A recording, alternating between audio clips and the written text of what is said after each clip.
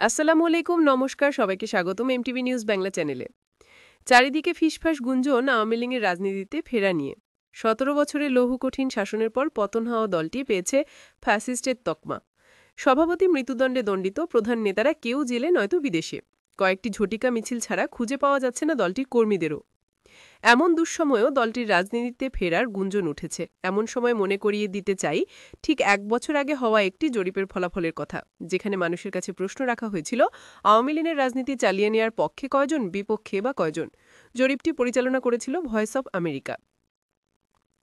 জুলাই গণঅভ্যুত্থানের মাত্র ৪ মাসের মাথায় গত বছরের নভেম্বরে পরিচালিত জরিপে দেখা গিয়েছিল আওয়ামী লীগকে রাজনীতিতে দেখতে চায় দেশের ৫৭% মানুষ। এর মধ্যে তরুণরা, যাদের বয়স ১৮ থেকে ৩৪, তাদের ৫৩.৯% এবং ৩৫ বা তার চেয়ে বেশি বয়সী ৬০.৩% মানুষ আওয়ামী লীগকে রাজনীতিতে চালিয়ে যেতে দেওয়ার পক্ষে মত দিয়েছিলেন। নারী উত্তরদাতাদের মধ্যে ৫২.২ এবং পুরুষদের মধ্যে ৬১.৮% উত্তরদাতা চান আওয়ামী লীগ আবার রাজনীতিতে ফিরুক। আওয়ামী লীগকে রাজনীতি করতে দেয়া উচিত বলে মনে করেন গ্রামীণ উত্তরদাতাদের ৫৭.১% এবং শহরের উত্তরদাতাদের ৫৬.৭%। অন্যদিকে দলটিকে নিষিদ্ধ করার পক্ষে মত দিয়েছেন ৩৫.৩% মানুষ। অর্থাৎ বেশিরভাগ মানুষ তখনও আওয়ামী লীগকে রাজনীতিতে দেখতে চেয়েছিলেন। ১৮ থেকে ৩৪ বছর বয়সী তরুণ উত্তরদাতাদের মধ্যে ৩৯.৯% আওয়ামী লীগ নিষিদ্ধের পক্ষে বেশি সংখ্যায় মত দেন। ৩৫ বছর বা তার চেয়ে বেশি বয়সী উত্তরদাতাদের ৩০.৮% মত দিয়েছিলেন আওয়ামী লীগ নিষিদ্ধের পক্ষে। নিজেদের ইতিহাসই সবচেয়ে সংকটকাল পার করছে বাংলাদেশ আওয়ামী লীগ।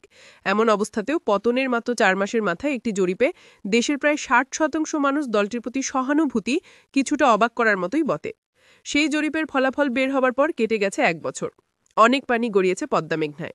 সময় এবং রাজনীতির স্বাভাবিক নিয়মে আওয়ামী লীগের প্রতি সাধারণ মানুষের ক্ষোভ আরও কমে আসার কথা। বাংলাদেশের রাজনীতি স্বাধীনতার পর থেকে যে ধারায় চলে, তাতে সবসময়ই সরকার বিরোধী পক্ষের প্রতি সাধারণ মানুষের এক ধরনের সহানুভূতি কাজ করে। ঠিক এই মুহূর্তে এমন একটি জরিপ পরিচালিত হলে কেমন ফলাফল আসতে পারে, দর্শক জানাতে পারেন আমাদের কমেন্ট বক্সে। এই মুহূর্তে আওয়ামী লীগের কোনো নীতি নির্ধারক মুক্ত অবস্থায় বাংলাদেশে নেই। মূলত ভারতেই অবস্থান করছেন বেশিরভাগ জেলের বাইরে থাকা নেতারা।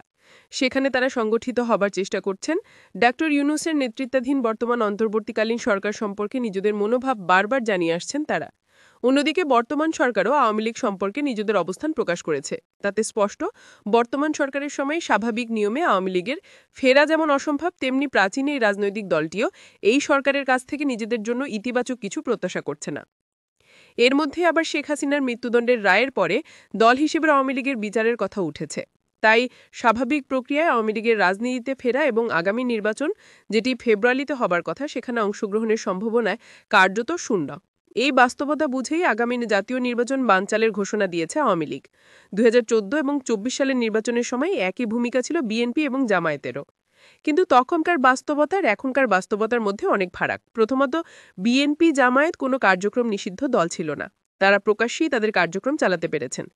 নির্বাচন বয়কটে, সহিংসতার মতো তাদের অনেক ভূমিকা প্রশ্নবিদ্ধ হলেও কার্যক্রম নিষিদ্ধের কোনো প্রশ্ন ওঠেনি। কিন্তু আওয়ামী লীগের সামনে সেই বাস্তবতা অনুপস্থিত। গণ অভ্যুত্থানের মাধ্যমে ক্ষমতাচ্যুত হয়েছে দলটি। সেই গণ অভ্যুত্থানে অংশগ্রহণকারী কোনো পক্ষ চাচ্ছে না আওয়ামী লীগ আবার ফিরে আসুক। মাথার উপরে আবার দলীয় সভাপতি মৃত্যুদণ্ডের রায়। এমন অবস্থায় আন্ডারগ্রাউন্ডে থেকে ভোট ঠিকমতো অনুষ্ঠিত না হতে দেবার পরিকল্পনা নেওয়া ছাড়া আওয়ামী লীগের হাতে খুব বেশি বিকল্প নেই।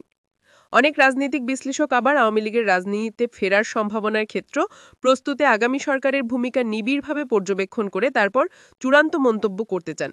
তারা বলছেন, নির্বাচনের মাধ্যমে যে সরকার আসবে তা নিঃসন্দেহে কোনো রাজনৈতিক সরকারই হবে। তাদের পক্ষে আওয়ামী লীগের মতো শক্তিকে কতদিন উপেক্ষা করে থাকা সম্ভব হবে, তা একটি প্রশ্ন সাপেক্ষ বিষয়। আবার তার ঠিক উল্টোটাও হতে পারে। তারা বর্তমান বিচারের এই ধারা অক্ষুণ্ণ রেখে মানবতাবিরোধী ট্রাইব্যুনালে দল হিসেবে আওয়ামী লীগের বিচারের কার্যক্রম শুরু করে দিতে পারে। এমনটি হলে যে অভ্যুত্থানের মাধ্যমে ক্ষমতাচ্যুত হয়েছে, ঠিক একই ধরনের পাল্টা অভ্যুত্থান ঘটিয়ে পুনরায় ফিরে আসা ছাড়া আওয়ামী লীগের সামনে আর কোনো খুব বেশি ভালো বিকল্প থাকবে না।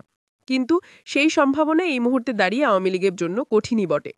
দলীয় প্রধানসহ কেন্দ্রীয় নেতারা বিদেশে পলাতক, দেশে থাকা নেতারাও প্রায় সবাই কারাগারে। কেন্দ্রীয় নেতাদের বাইরে সাবেক মন্ত্রী, সংসদ সদস্য ও স্থানীয় সরকারের জনপ্রতিনিধিদের কাউকে প্রকাশ্যে দেখা যাচ্ছে না। সহসাই আওয়ামী লীগের কারাগারে থাকা নেতাদের মুক্তির সম্ভাবনাও কম।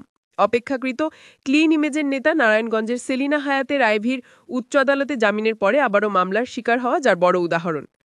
এত সব নেতিবাচকতার মাঝ দিয়ে যাওয়া পুরনো এই দলটির জন্য সামান্য অক্সিজেন হতে পারে ভয়েস অফ আমেরিকার ১ বছর আগে সেই জরিপটি।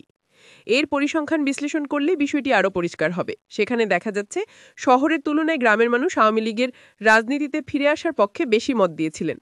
শহরের উত্তরদাতাদের ৩৮.২ এবং গ্রামীণ উত্তরদাতাদের ৩৪.৬% আওয়ামী লীগকে নিষিদ্ধ দেখতে চান। একসময় শহরের মধ্যবিত্ত দল হিসেবে পরিচিত পাওয়া আওয়ামী লীগের জন্য গ্রামীণ সংখ্যাগরিষ্ঠ অংশের সমর্থন পাওয়া একটি ইতিবাচক দিক। সরকারে থাকার সময় সামাজিক নিরাপত্তা খাতে বড় বরাদ্দ রেখেছিল শেখ হাসিনা সরকার। বয়স্ক ভাতা, বিধবা ভাতা, আশ্রয়ণ প্রকল্পের মূল সুবিধা ভোগেছিল এই গ্রামীণ মানুষ। ফলে দুঃসময়ে সে গ্রাম বাংলার মানুষ আওয়ামী লীগকে ভোলেনি, তা জরিপে স্পষ্ট। নারী উত্তরদাতাদের মধ্যে ৫২.২% সমর্থন আওয়ামী লীগের পক্ষে। বরাবরই প্রগতিশীলতার কথা বলে আসা আওয়ামী লীগের কঠিন সময় নারীদের সংখ্যাগরিষ্ঠ সমর্থনও আছে এদিকে। বিপরীতে ১৮ থেকে ৩৪ বছর বয়সী যারা জরিপে অংশ নিয়েছিলেন তাদের সংখ্যাগরিষ্ঠ অংশ আওয়ামী লীগের রাজনীতি নিষিদ্ধের পক্ষে মতামত দিয়েছেন। এই অংশটি মূলত শিক্ষার্থী, যারা অনেকেই সরাসরি ২৪-এর গণ অভ্যুত্থান